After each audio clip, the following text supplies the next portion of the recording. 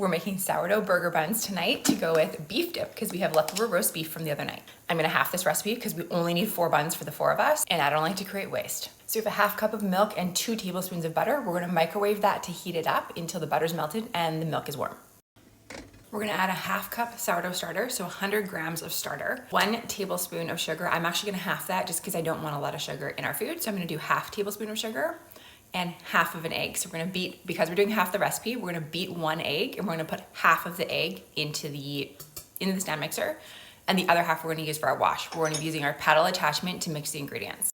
If you don't have a stand mixer, you can do all of this by hand. So this recipe calls for active starter. I fed my starter about 17 hours ago at 5 o'clock last night. It's now 10 o'clock in the morning the next day. So it has risen and it has peaked and it has fallen back down. So this would be considered unfed starter basically at this point, but we're gonna use exactly what we have. I'm choosing to use a half tablespoon of sugar instead of a whole tablespoon. Put 1 egg in this little bowl and beat it up, and then we'll put half the egg into this mix. Attach our paddle attachment to our mixer.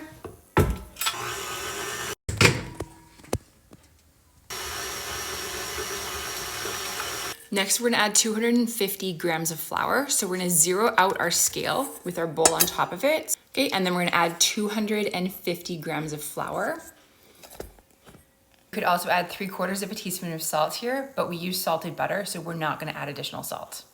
So our dough's been sitting for 30 minutes, and we're gonna go ahead and add the dough attachment, the actual dough hook, to our stand mixer. Because we have half the recipe, we're gonna need for 8 minutes, and then we're gonna check it and see if it's done.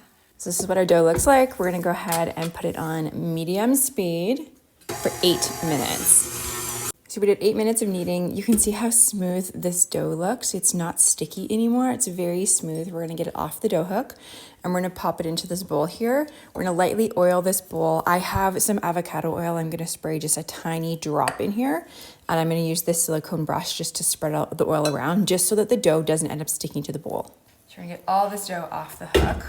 I'm gonna use this bench scraper, this plastic bench scraper, really fantastic. I use this for everything sourdough, and just help to get the dough out of the bowl a little bit easier.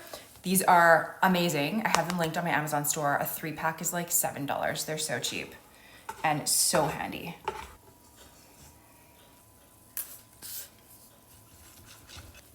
One thing to note for your dough to be done kneading is if you have the window pane effect. So that's where you stretch your dough out and you want to be able to see through it without it ripping.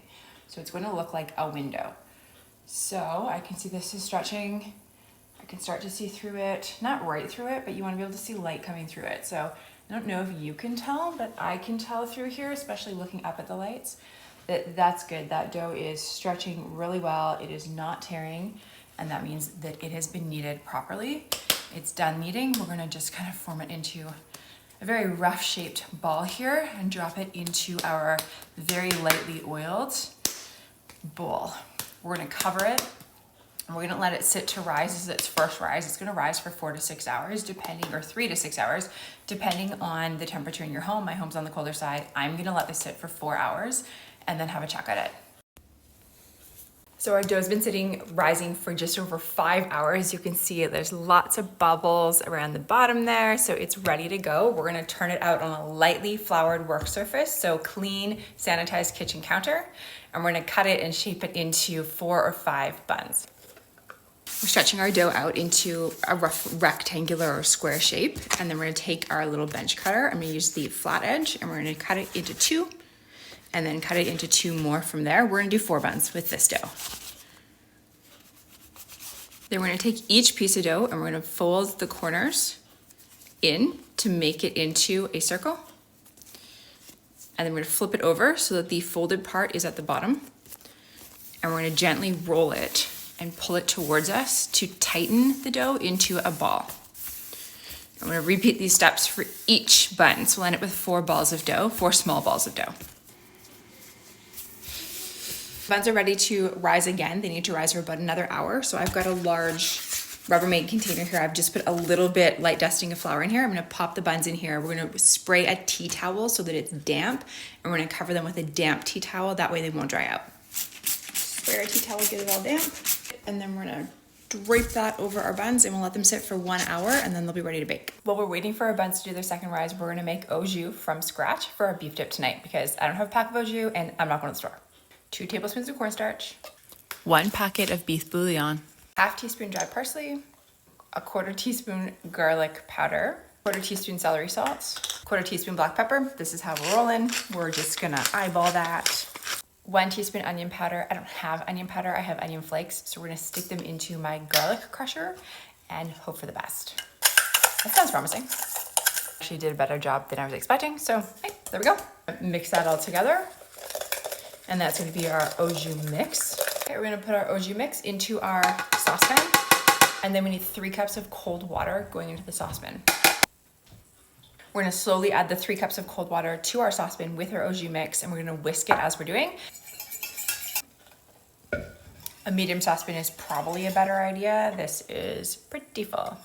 We're gonna put this on the stove, let it come to a boil, and then reduce it to a simmer. We're gonna add 1 tablespoon of melted butter, but we're gonna add the butter and let it melt on the stove, and we're gonna add 1 tablespoon of Worcestershire sauce. Our buns have been sitting for an hour, just over an hour, actually, about 1 hour and 15 minutes now, because I was outside and kind of forgot about them.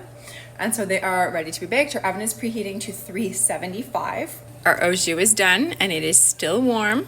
I have run out of parchment, so we're gonna use avocado oil, same avocado oil spray it on here. I'm gonna use a silicone brush again, because I love them so much, and make sure that the buns don't stick to the pan.